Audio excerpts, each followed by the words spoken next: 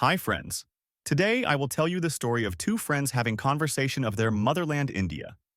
Vivan, an NRI living in London, was visiting his hometown in India. He met up with his old friend Rohan, who was still living in India. Vivan, sitting in a cafe, sipping coffee. Rohan, my friend, I'm so glad to be back in India, but honestly, I'm shocked at how much this country has deteriorated.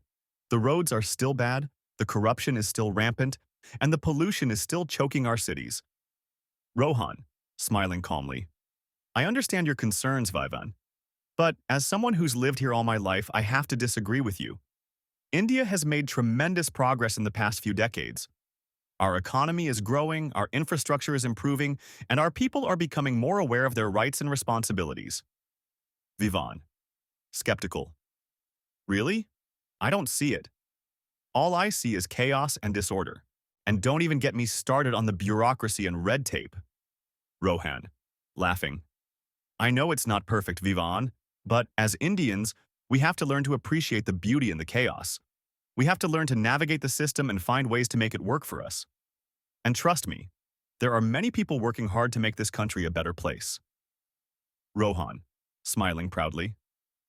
For example, did you know that India has become the fastest growing major economy in the world? Our GDP growth rate has been consistently above 7% for the past few years. And we've also made significant progress in areas like renewable energy, space exploration, and digital payments. Vivan, impressed. Wow, I didn't know that.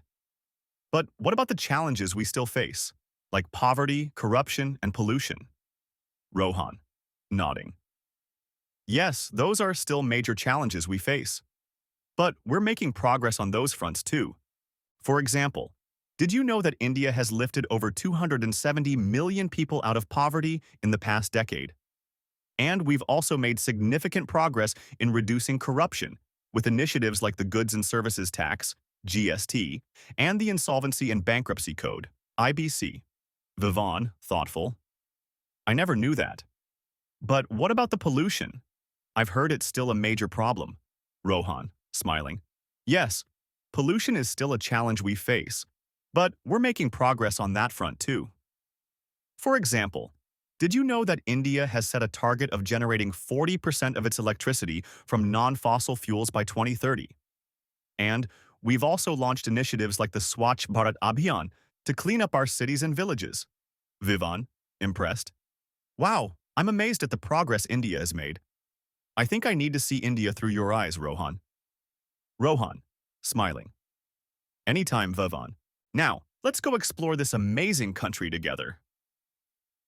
As Vivan spent more time with Rohan, he began to see India in a new light. He realized that, despite its flaws, India was a country with a rich history, a vibrant culture, and a resilient people.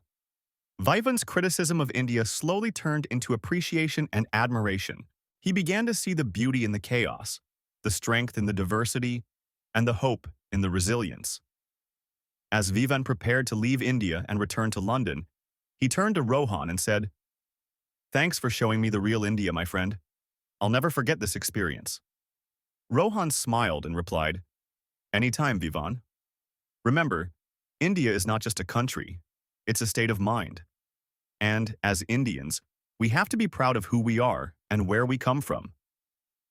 Some of the great things of India mentioned in this story that have happened in the last 5 years include India becoming the fastest growing major economy in the world, significant progress in renewable energy, space exploration, and digital payments, lifting over 270 million people out of poverty in the past decade, reducing corruption with initiatives like GST and IBC, setting a target of generating 40% of electricity from non-fossil fuels by 2030, launching initiatives like the Swachh Bharat Abhiyan to clean up cities and villages,